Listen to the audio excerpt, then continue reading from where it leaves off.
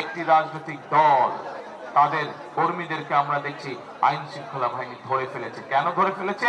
তারা নকল ব্যালটের সিল তৈরি করতে গিয়েছিল।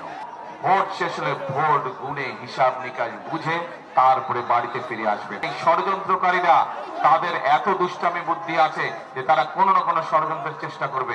বিএনপি হচ্ছে একমাত্র রাজনৈতিক দল যেই রাজনৈতিক দলের দেশ পরিচালনা করার, দেশ চালানোর, বাংলাদেশের মানুষের ভাগ্য পরিবর্তনের জন্য কর্মসূচি রয়েছে। বিএনপি একমাত্র দল যেই দলের দেশকে সামনের দিকে নিয়ে যাওয়ার জন্য পরিকল্পনা রয়েছে, এবং বিএনপি এই মুহূর্তে একমাত্র রাজনৈতিক দল যাদের দেশ পরিচালনার অভিজ্ঞতা রয়েছে। এই মুহূর্তে আর কোন দল আছে বাংলাদেশে যাদের দেশ চালানোর অভিজ্ঞতা আছে? দেশ চালানোর অভিজ্ঞতা নাই।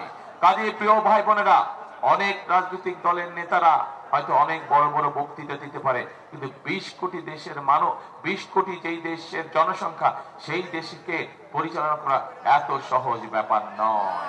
এবং এই অভিজ্ঞতা একমাত্র বাংলাদেশ জাতীয়তাবাদী দল বিএনপির আছে। 12 তারিখে নির্বাচনে প্রিয় ভাই বোনেরা, আমাদেরকে সঠিক সিদ্ধান্ত নিতে হবে। 12 তারিখের নির্বাচনে আমাদেরকে সেই সিদ্ধান্ত নিতে হবে যে সঠিক সিদ্ধান্ত নিলে জনগণের রাজনৈতিক অধিকার যেমন প্রতিষ্ঠিত হবে, ঠিক একইভাবে জনগণের ভাগ্য পরিবর্তনের রাজনীতি শুরু হবে। জনগণের ভাগ্য পরিবর্তনের জন্য পরিকল্পনা বাস্তবায়ন হবে। জনগণের ভাগ্য পরিবর্তনের জন্য কর্মসূচি ধীরে ধীরে বাস্তবায়নের কাজ শুরু হবে। আমাদেরকে সেই সিদ্ধান্ত গ্রহণ করতে হবে। প্রিয় ভাই বোনেরা, আজ আমরা পত্রিকার পাতায় দেখছি একটি রাজনৈতিক দল তাদের কর্মীদেরকে আমরা দেখছি আইন শৃঙ্খলা বাহিনী ধরে ফেলেছে। কেন ধরে ফেলেছে? তারা নকল ব্যালটের সিল তৈরি করতে গিয়েছিল। একইভাবে প্রিয় ভাই বোনেরা, আমরা দেখেছি এই দলের বিভিন্ন সদস্যরা আমাদের বিভিন্ন মা বোনদেরকে গিয়ে বিভ্রান্ত করছে, তাদের কাছে বিকাশ নাম্বার চাইছে, তাদের কাছে এনআইডি নাম্বার চাইছে। কাজেই প্রিয় ভাই বোনেরা, এই সকল ব্যাপারে আমাদের সতর্ক থাকতে হবে। কারণ গত 1 যুগেরও বেশি সময় ধরে আপনাদের শুধু ভোটের অধিকারই কেড়ে নেওয়া হয় নাই, আপনাদের অর্থনৈতিক স্বাধীনতাও কেড়ে নেওয়া হয়েছিল এই দেশের জনগণের। কিন্তু আজ একইভাবে আবার গণতন্ত্রের বিপক্ষে আবারও ষড়যন্ত্র শুরু হয়েছে। এই ষড়যন্ত্র আমাদেরকে রুখতে হবে, কারণ আমরা যদি আবার এই ষড়যন্ত্রের মধ্যে আটকে যাই তাহলে দেশ আরো পিছিয়ে যাবে, জনগণের ভাগ্যের পরিবর্তন আরো পিছিয়ে যাবে। প্রিয় ভাই বোনেরা, সেই জন্য 12 তারিখের যে নির্বাচন, এই নির্বাচনে আপনাদেরকে সতর্ক থাকতে হবে, চোখ কান খোলা রাখতে হবে।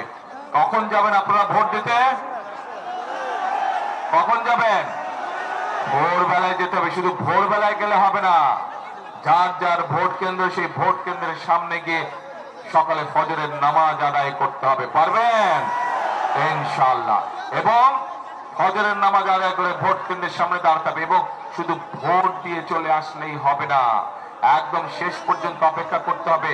কারণ এই ষড়যন্ত্রকারীরা তাদের এত দুষ্টামি বুদ্ধি আছে যে তারা কোনো না কোনো ষড়যন্ত্রের চেষ্টা করবে।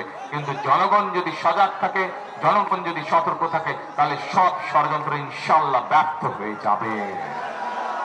এবং ভোট শেষ হলে ভোট গুনে হিসাব নিকাশ বুঝে তারপরে বাড়িতে ফিরে আসবে। কারণ এলাকার যদি মানুষের ভাগ্যের পরিবর্তন করতে হয়, এলাকার যদি উন্নয়ন করতে হয়, প্রিয় ভাই বোনেরা, আগেই বলেছি সঠিক ব্যক্তিকে নির্ধারণ করতে হবে, সঠিক ব্যক্তিকে নির্বাচন করতে হবে, সঠিক প্রতীককে নির্বাচন করতে হবে।